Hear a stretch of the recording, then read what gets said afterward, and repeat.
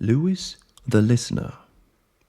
In the ethereal twilight of woods of the echoes, where the trees stretched their limbs towards the heavens and the stars blinked curiously down at the earth, there lived an owl named Lewis.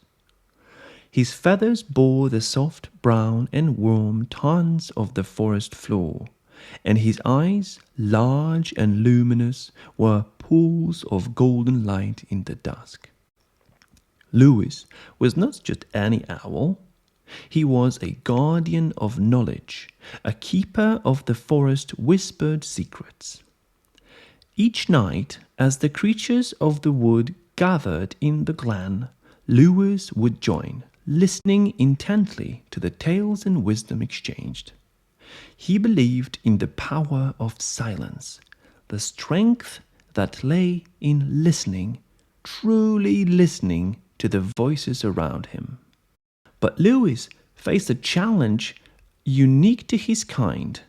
His flight was so silent, so utterly noiseless, that his sudden appearance amongst the gatherings often led to a flutter of wings and scattering of the smaller creatures. His intentions were pure, yet his quiet approach brought unease to the nocturnal meetings. One night, a gathering of great importance was to take place. The animals were to discuss the changing seasons and the preparations needed for the coming winter. Lewis, arriving unheard, as always, caused a stir that disrupted the meeting's solemnity. It was in the midst of this chaos that Lewis perceived the impact of his silent wings. Determined to bridge the gap his silence has created, Lewis took to the night skies, his mind whirling as swiftly as his wings. He sought the counsel of the wise of Willow, whose rustling leaves had soothed many a troubled soul. Inspired by the willow's whispering wisdom, Lewis crafted a plan. At the next gathering, before taking to the air, Lewis gently shook a branch of the willow, creating a soft, soothing sound that preceded him. As he arrived, a gentle hoot announced his approach, and the creatures below looked up with smiles of welcome, no longer startled, their hearts open and ready to share. Night after night, Lewis's new tradition became the signal of unity. His hoot and the rustle of leaves became as much a part of the gathering as the stories shared.